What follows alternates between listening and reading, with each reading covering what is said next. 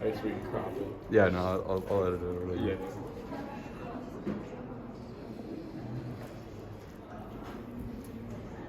Hello. Our project is over waste management in Honolulu, Hawaii, specifically with a focus on water and accessibility to water. Our first section will be on historical underpinnings. So the Kingdom of Hawaii, which existed before it was colonized and annexed by the United States, relied on rainwater and freshwater for their source to water. They collected rainwater and they searched for fresh water. The native Hawaiians had no idea about ownership. That wasn't a concept in their society of ownership of water, and certainly not paying for water. But once the colonizers showed up, ownership of water was common in their society, so they imposed it on the Hawaiians. In response, the native Hawaiians enacted several laws trying to retain some semblance of their former society, which the laws they enacted specifically fought for water rights for the natives. But those rights and those laws were continually walked over by the colonizers. So in the colonial period, public water system was developed, which created a huge reservoir, and that was in 1848. And then in 1879, underground water was discovered, which then the colonizers created a system of wells to pump the water, many of which were run by the native Hawaiians. Shortly after that, the water was being wasted from these wells. It was not conserved at all, and the water began to run out. And the only people really affected by this were the plantation owners, who couldn't get water for their crops, and the poor Hawaiians, who couldn't even get water to drink. And then in 1893, American businessmen took over Hawaii and annexed it into the United States. Here's a picture of a well for drilling, which all these wells became useless once the underground water began to run out from overuse. So Hawaii was annexed in the United States. Water rights continually been stomped on by the colonizers. In 1925, amidst water shortages, the government of Hawaii imposed, the colonial government of Hawaii imposed payment for water, which became a problem because for a society that didn't even know the concept of ownership, for them to have to pay for water was completely new, and many of them were poor and could not pay.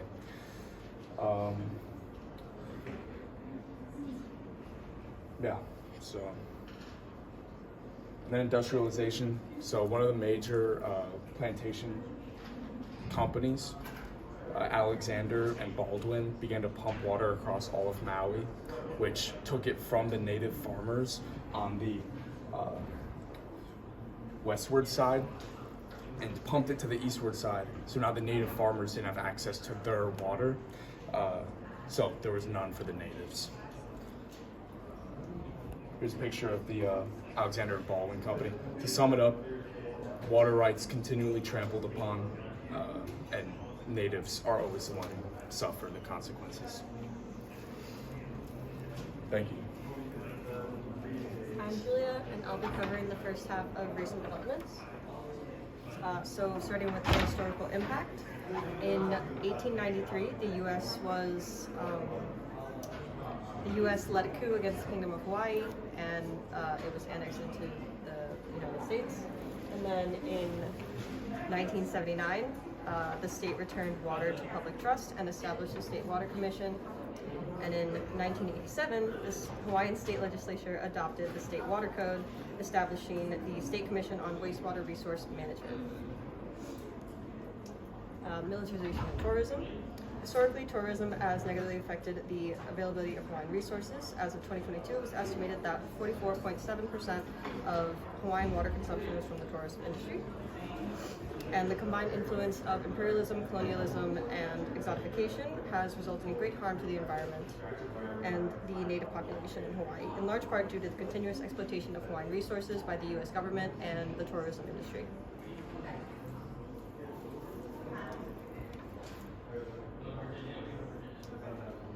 Evolution of Hawaiian water consumption. So the introduction of industrialization to the islands encouraged the overconsumption of water and resources, as the arrival of industries and cash crops meant an increase in population, consumption, and overall exploitation of the native people. For example, the divergence of water for commercial farming, which we discussed earlier, resulted in Hawaiians not being able to farm their native lands, and a lot of them had to move off and even out of the island. And then as for the Red Hill fuel crisis, which is another major impact of the industrialization of Hawaii, the U.S. Navy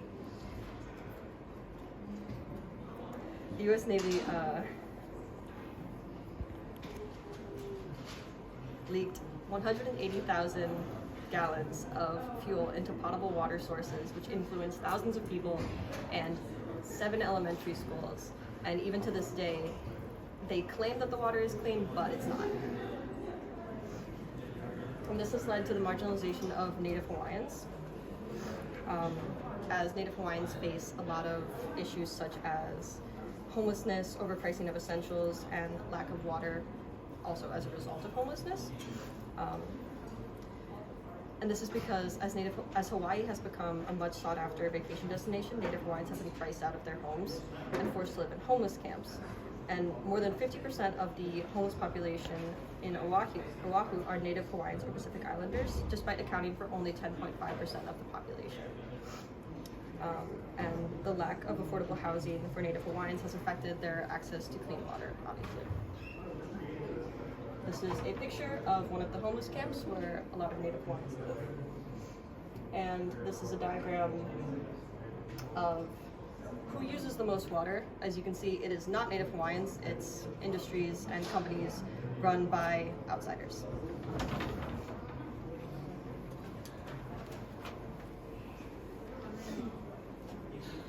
Okay, lessons from the Global South.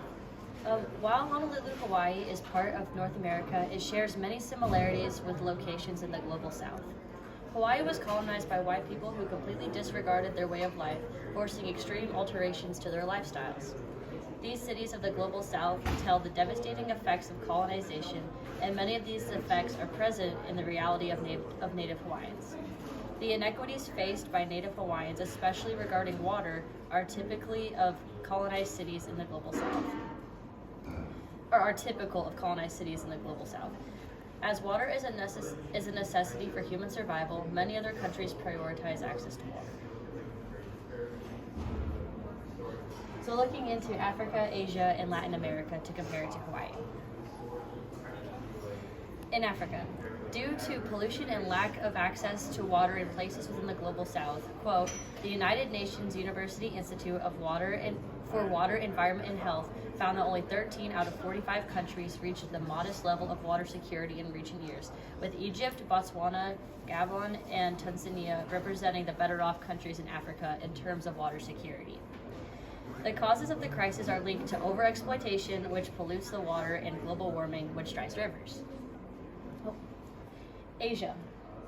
As glaciers melt, especially those feeding into the Indus River, the populations around the river grow rapidly, and populations around the river grow rapidly, lack of water is becoming a serious issue. According to National Geographic, quote, humans already use 95% of the Indus. As the river shrinks and the population grows, the question of how humans will get to water to survive becomes increasingly concerning. Okay, Latin America. Similar issues arise in Latin America, where the water problems all stem from pollution.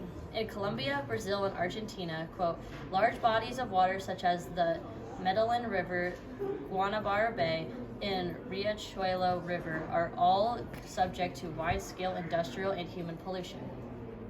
As a result, many residents in these areas have access to water, but not clean water.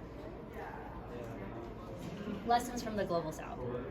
In all parts of the global south, from Asia to Latin America, access to clean water is not a guarantee, and the availability of clean water is getting increasingly threatened.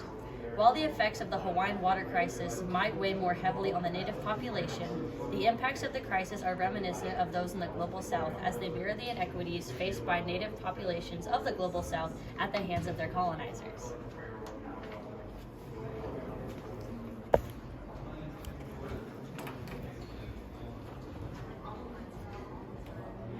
Okay, so I'm Brandon, and I'm going to be talking about urban contestations.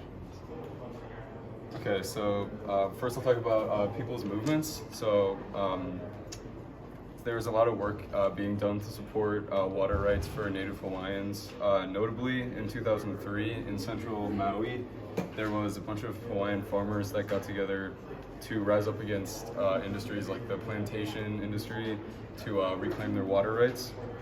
And so a bunch of groups have formed over the years to fight the exploitation of the Hawaiian people. And some big themes with this are supporting Native Hawaiians through environmental justice, decolonization, sovereignty, and demilitarization. So next we'll talk about different forms of resistance. So there's, of course, formal and informal. And in Honolulu and in Hawaii, there's both kinds of these found. And just people, So some examples of formal resistance are corporations, private companies. So a few to name are the Native Hawaiian Legal Corporation, Oahu Water Protectors, and other private corporations. And for informal, of course, there are just general protests, marches that citizens make on their own. There's a lot of work through social media and especially like TV broadcasts to get the word out. And both forms of these resistance work to empower Native Hawaiians to reclaim their water rights. And yeah. So interactions with the government. So writing letters to government officials has always been a good form of communication, and Native Hawaiians are taking advantage of this. So they challenge government officials and they want them to protect the island's water resources in the future. And the Native Hawaiians' interests extend to including protecting their livelihoods as well as traditional cultural practices, which is really important. So we went over some comparisons to the Global South before this, but to restate them, so there's a lot of shared experiences of colonization and militarization, and in Honolulu, of course, with the annexation of Hawaii as a whole. So there are a lot of similarities between the Global South. And of course, the people who suffer the most through this are Native people. So hope for the future. We think that there's tremendous hope for the people of Hawaii. Taking care of the native land and resources has always been a big part of Hawaiian culture before it was like somewhat stomped out. There's a lot of hope for the communities and the culture, and there's a lot of hope to keep it alive. There's a lot of work being done to preserve culture and rights, and we're confident that Hawaii will get the treatment it deserves from the American government, and policies will ensure that water rights of the Native people are being taken care of. And finally, there's a hope that military, notably the Navy, will decrease their presence in the area due to some of the bad things that they've done to the people in the area. That's our project. Yep.